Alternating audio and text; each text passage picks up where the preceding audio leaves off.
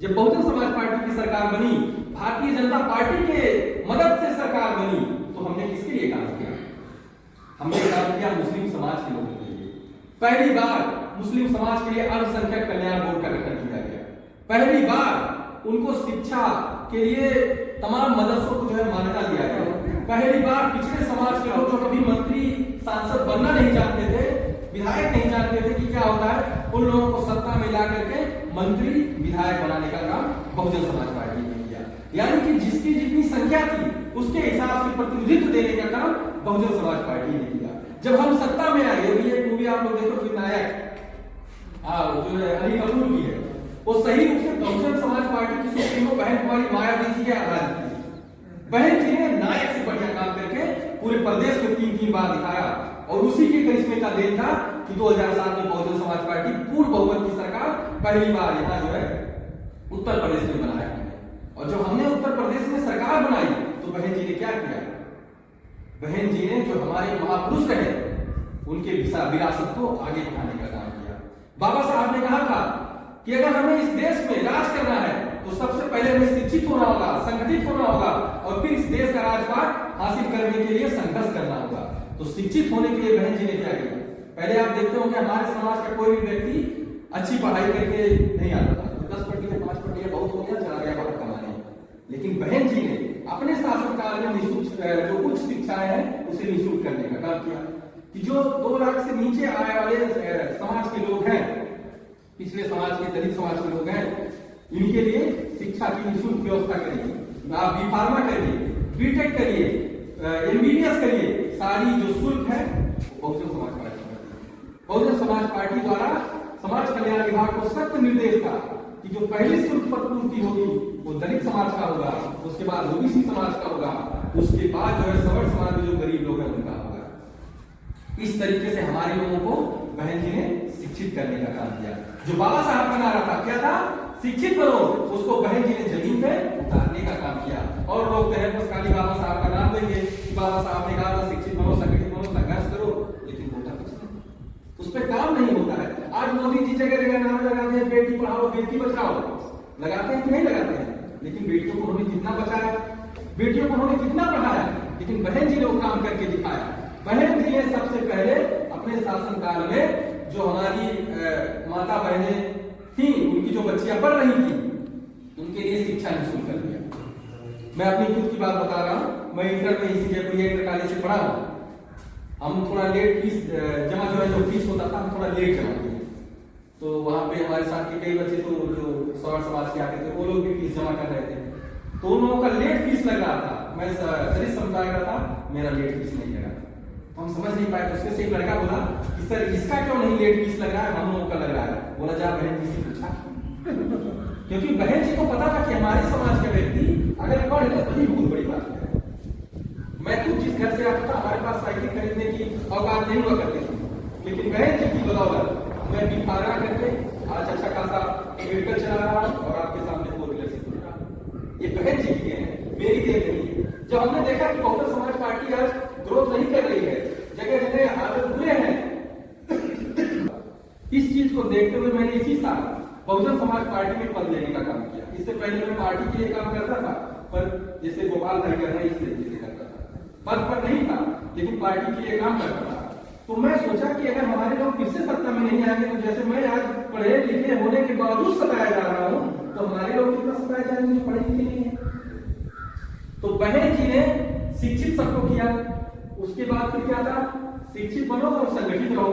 संगठित होने के लिए बहन जी और माननीय समाज पार्टी का खाका तैयार किया है। जिला अध्यक्ष, विधानसभा अध्यक्ष, सेक्टर, इस लेवल पे काम किया है। लेकिन उस समय मीडिया का जमाना वो इलेक्ट्रॉनिक मीडिया का था और ये सोशल मीडिया का जमाना था नहीं।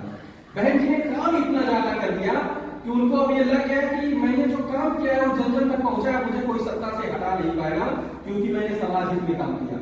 मैंने बेटी बचाने के नाम पे जो योगी जी, मोदी जी नारा लगा रहे हैं बेटी बचाओ बेटी पढ़ाओ, वो तो बस खाली नारा लगा रहे हैं, मैंने काम किया है। जो हमारी बहनें 10 पास हुई हैं उनको मैंने 15,000 रुपए दिया है, फ्री में साइकिल दिया है, हुआ था कि नहीं हुआ था?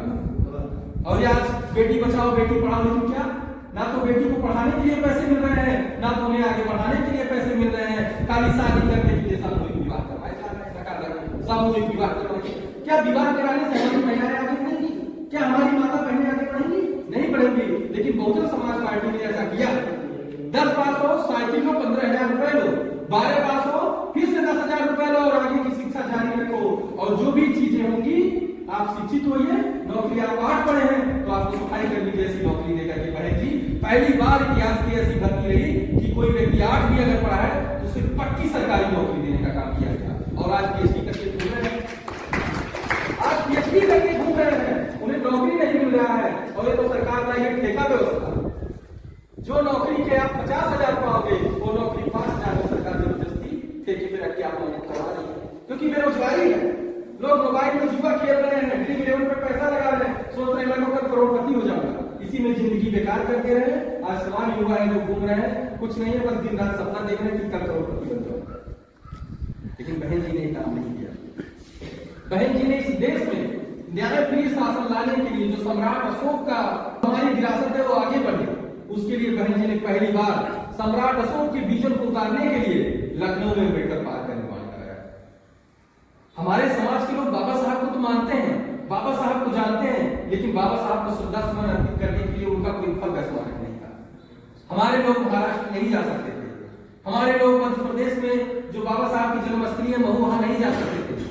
लेकिन हमारे जो हमारा सेल्फ रिस्पेक्ट जिन्होंने हमें रहना सिखाया, कुत्ते से जानवर से जैसी जिंदगी से निकाल करके मानव जीवन हमें जो उन्होंने दिया, उनको श्रद्धा सुमन अर्पित करने के लिए, उनके जीवन प्रेरणा को जानने के लिए हमारे पास कहीं ऐसा सांकेतिक जगह नहीं था।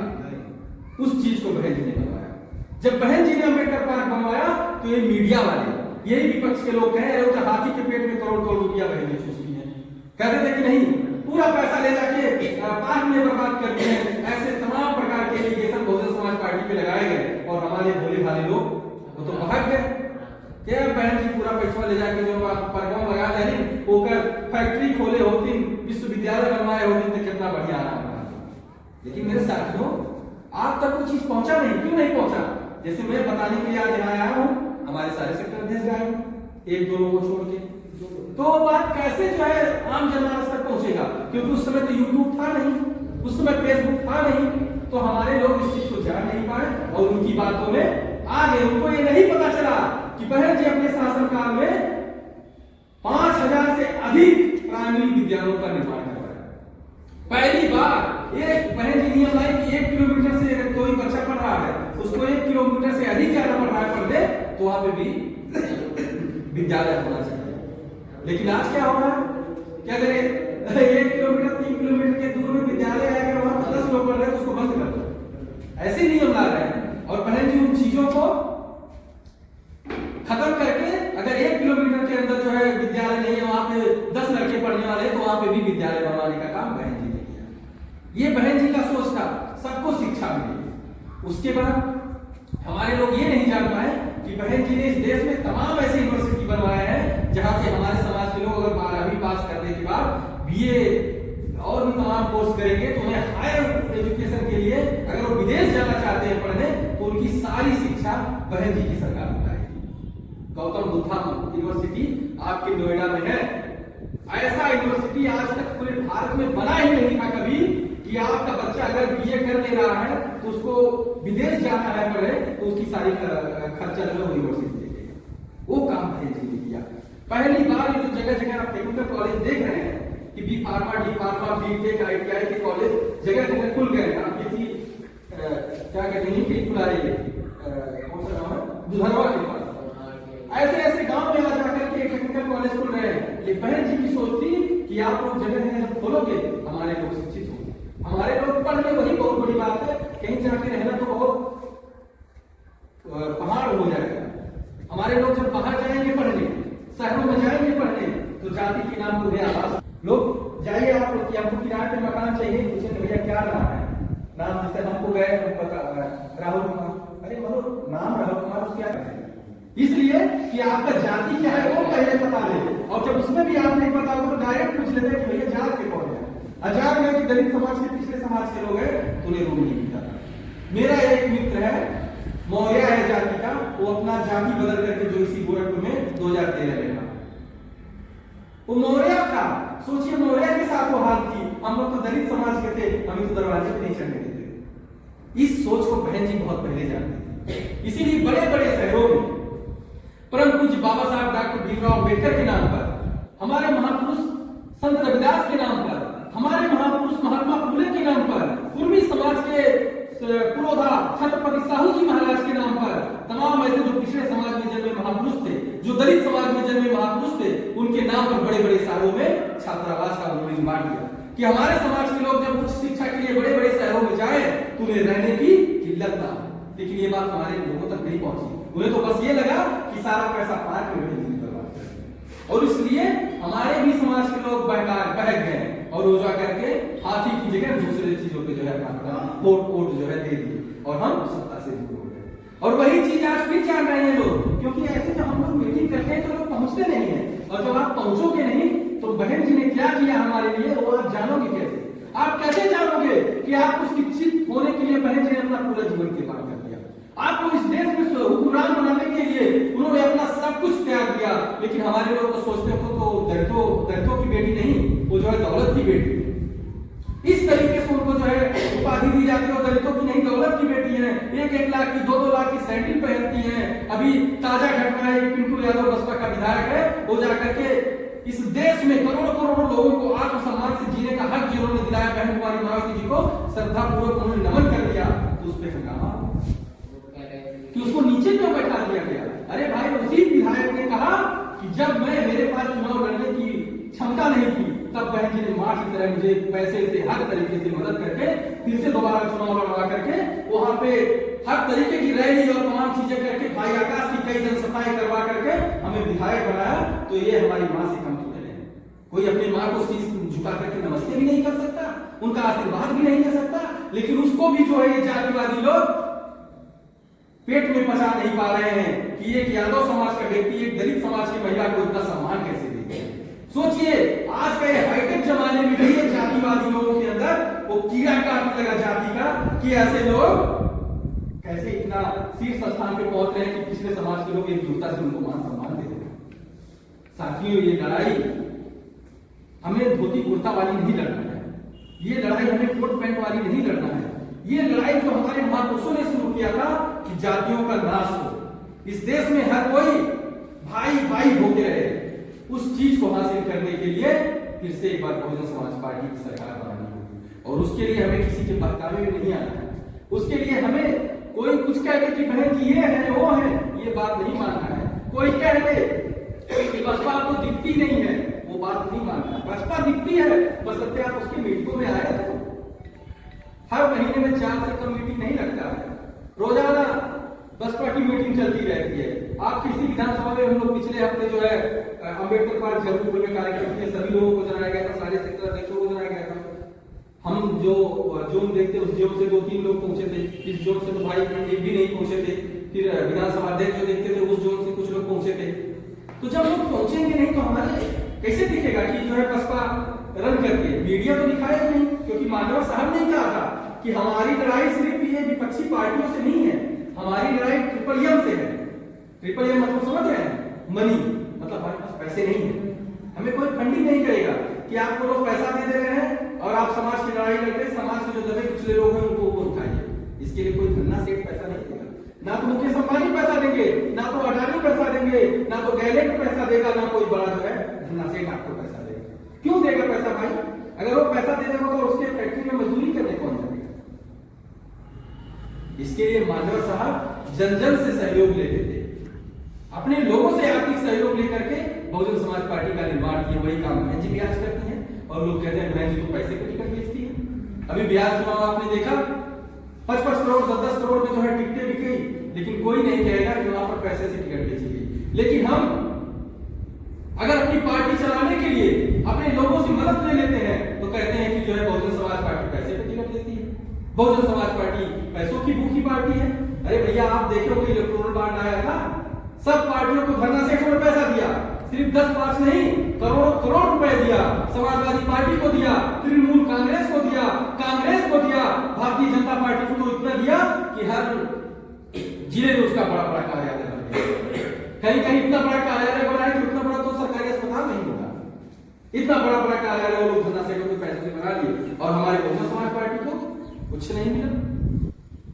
क्योंकि बहन जी कहती हैं, आप देखेंगे बहन जी का स्पीच, इस देश की एकमात्र नेता है जो धन्ना सेठों को भी कड़ी चुनौती देती है अपने मंच में, और कोई इस देश का नेता नहीं है जो धन्ना सेठों के खिलाफ बोलते हैं। हम लोग तो बस खाली वोट देने का काम करते हैं, असली सरकार ये धन्ना सेठ बनाते हैं, और उस चीज को बदलने का काम बहन जी ने किया। आज देखिए, जब मोदी जी पहली बार 2014 में भाजपा की तरफ से कैंडिडेट बनाए गए कि ये प्रधानमंत्री के कैंडिडेट हैं, उन्होंने जनता से मीटिंग नहीं किया, अपने पार्टी के कार्यकर्ताओं से मीटिंग नहीं किया, पहली मीटिंग उन्होंने किया बंगलौर में जाकर के बिजनेसमैनों के बीच में मीटिंग किया। और बिजनेसमैनों से क्या मीटिंग किया कि आप लोगों का मीडिया है, मीडिया आप लोगों के हाथ में है, पैसा आप लोगों के हाथ में है, आप लोग मुझे सत्ता में लाने के लिए मीडिया में सिर्फ मेरे पक्ष में प्रचार कराइए, मैं जहां जहां दौड़ सकता हूं आप लोग मेरे हेलीकॉप्टर का खर्चा देखिए, मैं जन जन तक रैली करूंगा, आप लोग मुझे फंडिंग कीजिए, मैं सत्ता में आने के बाद आप लोगों को करोड़पति नहीं अरबपति बना दूंगा। और देखिए वो सत्ता में आए, आज रेलवे बिक गया, आज एयरपोर्ट बिक गया, और बड़ी बड़ी फैक्ट्रियां जो सरकारी हुआ करती थी वो प्राइवेट कर दी है। आज देखिए अडानी जो कम पैसे मतलब नाम नहीं हुआ करता था, आज पूरे विश्व में माना जाना उद्योगपति बन गया। आज मुकेश अंबानी विश्व के सबसे बड़े उद्योगपतियों में शुमार हो गए, और हमारे लोग आज भी गरीबी रेखा से नीचे चले गए। मोदी जी कहते थे कि रुपए की हालत खराब है, उस समय 77 रुपए के आसपास एक डॉलर की कीमत हुआ करती थी, आज जो है 80 रुपए प्लस में है। तब कहते थे कि जो है रुपया फांसी पे लटक रहा है, आप लोग उस फांसी पे लटका करके रुपए को जान से ही मार दिया।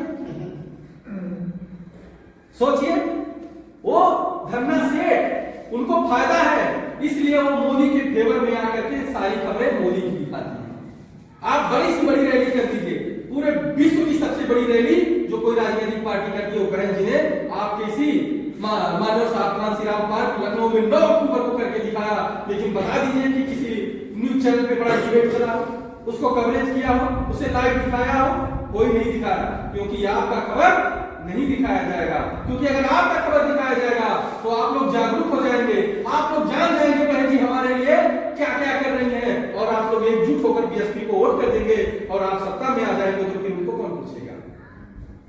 मैं आपको एक उदाहरण देता हूं, बहन जी जब 2007 में सत्ता में आई, साइकिलें बिकनी बंद हो गई थी, लेडीज साइकिलें। कोई दुकानदार बता दे कि 2007 से लेकर 2012 के बीच में मैंने लेडीज साइकिल बेची।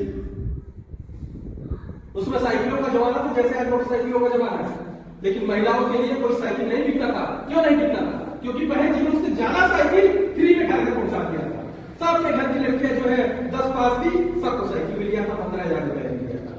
तो साइकिल में बिकेगा कैसे जब घर में पहले से 2 लड़कियां हैं, तो दोनों को जो है साइकिल मिला हुआ है 10 पास होने के बाद। ये काम बहन जी ने किया। और ये कहते हैं बेटी बचाओ बेटी बचाओ, बेटी बचाने के नाम पे क्या इन्होंने किया? बहन जी ने किया वो काम। अगर आपके घर में लड़की पैदा होती थी, आप बीपीएल कार्ड धारक हो, आप चाहे मुस्लिम हो, चाहे ठाकुर हो, चाहे बावन हो, चाहे पिछड़े हो, चाहे एससी हो, आपके बच्ची के नाम पर से 1 लाख रुपए का बीमा उस समय बहन जी के द्वारा होता, अगर आप बीपीएल कार्ड धारक हो। ये होता है बेटी बचाओ। खाली पोस्टर पे नारा लिखने से और झोला थमा देने से 5 किलो वाले राशन में कि बेटी बचाओ बेटी पढ़ाओ, इससे बेटी नहीं बचेगी, ना इससे बेटी पढ़ेगी। ये काम करके दिखाया बहन कुमारी मायावती जी ने। अब बहन जी के कार्यों को जब मोदी जी सत्ता में आए बिजनेसमैनों की बदौलत, तो ये खाली हवाई मीडिया में चलाए, काम जनधनातन पर एक भी ना उतारे, खाली क्या किए? बिजनेसमैनों को फायदा पहुंचाए। और बहन जी के जो स्लोगन है उसको इन्होंने चोरी करने का काम किया। ये एक एक गांव गोद लेते थे, सांसद गांव, पता है कि नहीं? अब बताइए कितना गोद इनके सांसदों ने लिया और कितने गांव को उद्धार किया? कोई बता दे कि हमारा गांव हाईटेक हो गया? मोदी जी एक गांव लिए गांव हुआ, उसमें 10 लाख इन्वेस्ट किए होंगे तो 10 करोड़ का जो है विज्ञापन हो गया, लेकिन काम कुछ नहीं हुआ। काम किसने किया? बहन जी ने किया। कैसे किया? जो पिछड़ा बस्ती था, जो दबा कुचा बस्ती था, अगर उसमें एससी समुदाय के लोगों की जनसंख्या ज्यादा थी, आपको पता होगा किसी गांव में चले जाइए जहां पर नाली नहीं है, जहां पर सड़क नहीं है, तो समझ जाइए ये दलित बस्ती है। किसी गांव में, किसी भी गांव में चले जाइए जहां ये सब सुविधाएं नहीं है, वो दलित बस्ती है। लेकिन बहन जी ने क्या किया? ऐसे गांव को चिन्हित करके थे। पहली बार परम पूज्य बाबा साहब के नाम पर डॉक्टर अंबेडकर समग्र गांव योजना चलाई। उसके तहत आज ये जो जलकर मिशन योगी जी मोदी जी चला रहे हैं, खाली धकाधक बैनर पोस्टर पैसा विज्ञापन उड़ा रहे हैं, पहली बार बहन जी ने काम करके दिखाया। उन गांव को चेयर करके अंबेडकर ग्राम के तहत उस गांव में शौचालय की व्यवस्था उन्होंने करी। उस गांव में आरसीसी रोड बनवाया, उस गांव में नाली से पानी बहने के लिए अच्छी अच्छी सड़कें बनवाई, उस गांव को घर घर पानी मिले। पहली बार उन गांव में टंकी लगने का काम हुआ, पहली बार हुआ था, जो आप सोच भी नहीं सकते हो, खाली आप विज्ञापन में दे रहे हो, वो काम बहन जी ने धरातल पर करके दिखाया। आज भी आप चले जाइए, बहन जी का शासन गया 13 साल से ज्यादा हो गया, आज भी आप चले जाइए गांव में, तो जहां पर अम्बेडकर ग्राम के तहत बनी सड़कें की आज भी नहीं टूटी है। और इनका यह सड़क बना है, पता चला हम तो खुद तेज आ रहे थे, देखिए पूरा रास्ता टूटा हुआ, हम वहां क्या कहते हैं, कहां था वो, हमारे साथ में बैठ के हनुमान दास जी, ब्रेक बहुत तेजी से लिया, हम नहीं तो गिर गए होते, और वो सड़क बने हमको लगा 5 साल 10 साल नहीं हुआ।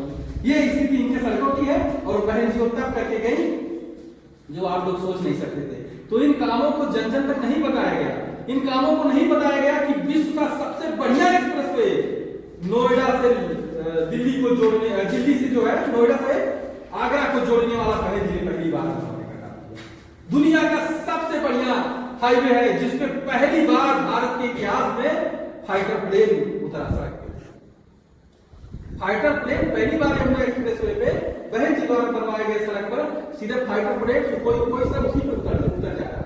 इतना बढ़िया काम बहन जी ने किया, फिर उसका नकल करके आगे अखिलेश यादव ने, और वो जो सड़क बनवाया अखिलेश यादव वो भी बहन जी का पास किया हुआ था, लेकिन आप लोगों ने तो बहन जी को सत्ता से हटा दिया, वो काम नहीं हो पाया। मेट्रो का काम पहली बार नोएडा में बहन जी ने करवाया, दिल्ली से नोएडा को जोड़ने का। उसके बाद ब्लूप्रिंट लखनऊ का तैयार करवाया, जो स्टेडियम है अटल बिहारी निकाला, बहन जी ने उसका जो ब्लूप्रिंट तैयार करवाया। उसके बाद बिल्डिंग भी हो गई थी, लेकिन वो सब चीजें आप लोग सत्ता से बाहर कर दी बहन जी को, वो काम हो नहीं पाया। फिर उन्हीं के रोड मैप पे ये लोग आके काम किए। अभी ये गंगा एक्सप्रेसवे बनवा रहे हैं, गंगा एक्सप्रेसवे का उद्घाटन बहन जी ने किया था, लेकिन हम लोग सत्ता में नहीं रही, वो काम नहीं हो पाया। लेकिन अपने शासनकाल में जो मूलभूत काम था, जिससे दबा कुचला समाज का व्यक्ति आगे बढ़ सकता था, वो अपना उद्धार कर सकता था, वो काम बहन जी ने पहले 5 वर्षों में करके दिखा दिया था। अब बारी था कुछ और करने का, लेकिन आप लोग तो बहक गए कि सारा पैसा अम्बेडकर पार्क में लगा दिया गया और आप लोग बहन जी को सत्ता से बाहर कर दिए। लेकिन साथियों, मैं आपको बता देना चाहता हूं, बहन जी ने 700 करोड़ में अम्बेडकर पार्क बनवाया, और ऐसा पार्क बनवाया कि आज उत्तर प्रदेश में ताजमहल के बाद सबसे ज्यादा अर्निंग उसी अम्बेडकर पार्क से हो रहा है। जो लोग कहते थे बहन जी को उद्योग लगाना चाहिए था, विद्यालय बनवाना चाहिए था, आज हर साल एक उद्योग एक विद्यालय आप उसके पैसे से लगवा सकते हैं। इतना पैसे बहन जी के उस सोच पे आ रहा है, लेकिन वो काम आप लोग नहीं कर पा रहे हैं। बहन जी के कामों को आप लोग इस तरीके से आके, और मोदी जी उससे कई 100 करोड़ ज्यादा लगा करके एक सरदार पटेल की मूर्ति बनवाए। बताओ कितना पैसा होगा सरदार पटेल की मूर्ति देने, और तमाम काम ये करते हैं, पता चलता है साले भर में जो है वो उड़ गया, आनी तूफान है। अभी कोई एक उद्घाटन करके आया कि जहां पर वो महादेव की ऐसे करके बड़ी बड़ी मूर्ति लगाई गई थी, पता चला आनी तूफान आया, सब उड़ गया।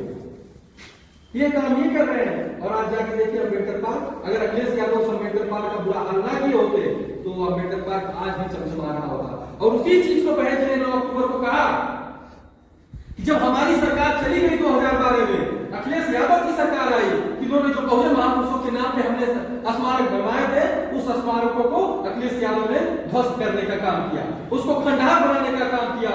लेकिन जब इनकी सरकार गई, हमने भाजपा की सरकार से पत्र लिखकर अनुरोध किया कि आपके पास अगर बजट नहीं है इस पार्कों को सुधारने का, तो जो टिकट का पैसा है वही पैसा इन पार्कों में लगाइए, और उसका उद्धार के लिए इस बात को भारतीय जनता पार्टी ने माना। उसके लिए बहन जी ने उनका आभार व्यक्त कर दिया।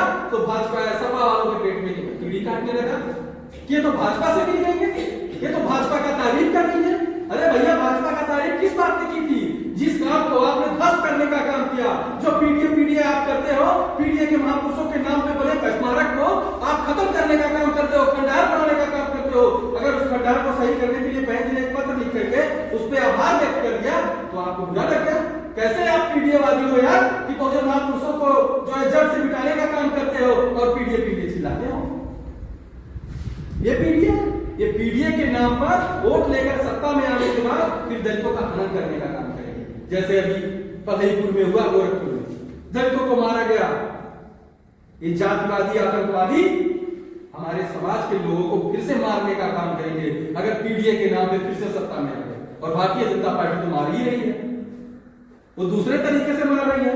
आपको शिक्षा से वंचित कर दे रही है, आपको नौकरी से वंचित कर दे रही है। आप भूखों मरो, नहीं आएंगे वो दलित के घर डंडा लेके मारने, लेकिन वो कानून के माध्यम से आपको मार दे रहे हैं। आपका झगड़ा हो जा रहा है, थाने पे जाओ तो एफआईआर नहीं लिखा जा रहा है, उल्टा आप ही को बैठा लिया जा रहा है। जैसे अभी रामगढ़ में बिहार में हुआ, हमारे ही लोगों को मारा पीटा गया और हमारे लोगों के ऊपर जो है मुकदमा लिख दिया गया, हमारे लोगों को उठा के जेल में बंद कर दिया गया। यही काम यहाँ भी होगा। हमारे समाज के लोगों को इसी ब्रिजबंधन क्षेत्र में दिन दहाड़े चाकू से मार के गोप के मार दिया जाता है, उसका कोई न्याय नहीं होता। तो इन चीजों को बचाने के लिए हमें पीढ़ी के फेर में नहीं पड़ना है, ना ही मोदी जी के अच्छे दिन के फेर में पड़ना है, ना ही योगी जी के ये हिंदू मुस्लिम के टकराव में पड़ना है। हमें हिंदू मुस्लिम से नहीं मतलब है, हमें मतलब है, हमें शिक्षा से मतलब है, हमें हमारे स्वाभिमान से मतलब है। हमें इस देश में कैसे फिर से हुक्मरान बन के जो दबे कुचले लोग हैं उनको फिर से ऊपर उठाने का काम करना है। इन चीजों से हमें मतलब रखना है। हमें जाति भेद पे नहीं देखना है कि परंदा अनारक्षित क्षेत्र है, यहाँ से कोई ब्राह्मण अगर बसपा का टिकट पा गया तो ये नहीं देखना कि वो ठाकुर है या बाभन है तो उसको वोट दे देंगे तो कोई नहीं करेगा। नहीं, अगर वो बहुजन समाज पार्टी का कैंडिडेट है तो जय भीम बोलेगा, वो बहन जी के सामने जाके झुक के सलाम करेगा, वो आपकी आवाज उठाएगा विधानसभा में। हमें बहन जी को देख करके, हाथी का चुनाव चिन्ह देख करके वोट करना है, ना कि हिंदू मुस्लिम देख करके वोट करना है, ना कि अच्छे दिन देख करके वोट दे करना है, ना कि पीढ़ियां देख के वोट करना है। हमें वोट किस बात को करना है? अपने आने वाले पीढ़ियों का भविष्य बनाने के नाम पे